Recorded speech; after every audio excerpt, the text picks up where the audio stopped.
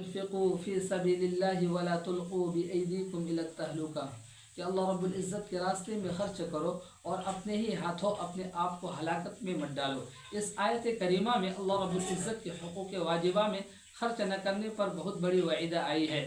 ظاہر سی بات ہے کہ حج اور زکوٰۃ جیسے حقوق واجبہ میں اللہ رب العزت کے دیے ہوئے مال میں سے خرچ نہیں کرے گا تو اس کی اپنے ہاتھوں ہلاکت میں کیا شک ہے۔ من کان له مال یبلغه حج بیت ربه او تجب علیہ فی الزکاۃ فلم يفعل سأل الردعۃ عند الموت۔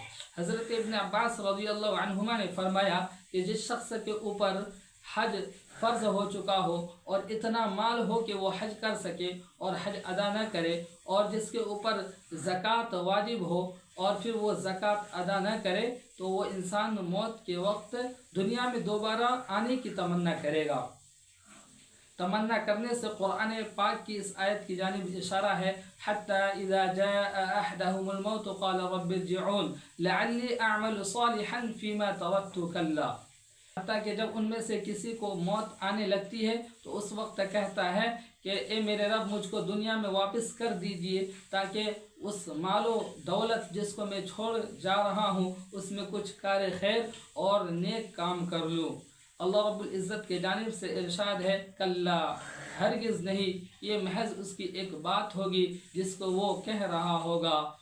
کلا انہا کلمۃ هو قائلها ومن ورائہم برزخ الی یوم یبعثون، اور اس کے آگے عالم برزخ یعنی قبر کی زندگی ہے جس میں قیامت تک اس کو رہنا ہے۔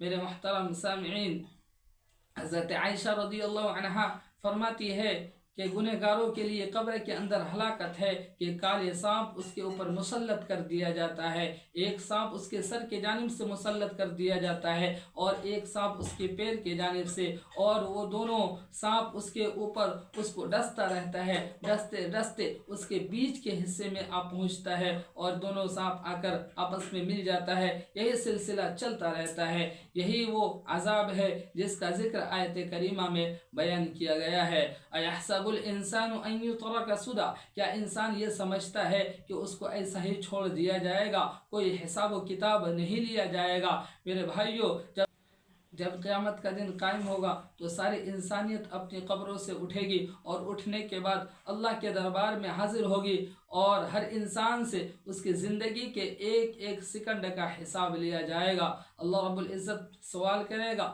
کہ ہم نے تجھے زندگی دی تھی، تم نے اس کو کہاں صرف کیا؟ ہم نے تمہاری ہدایت کے لیے انبیاء کرام کو مبعوث کیا تھا، تم نے اس پر کتنا عمل کیا؟ ہم نے تمہیں مال و دولت عطا کیا تھا، تم نے کہاں اسے صرف اور خرچ کیا؟ میرے بھائیوں، ان سب کا حساب دینا ہے، اسی لیے اللہ رب العزت نے جو زندگی دی ہے اس کو کار خیر میں، جو مال دیا ہے اس کو اللہ رب العزت کی راہ میں صرف اور خرچ کریں۔ اللہ تعالی ہمیں صحیح سمجھ عطا فرمائے۔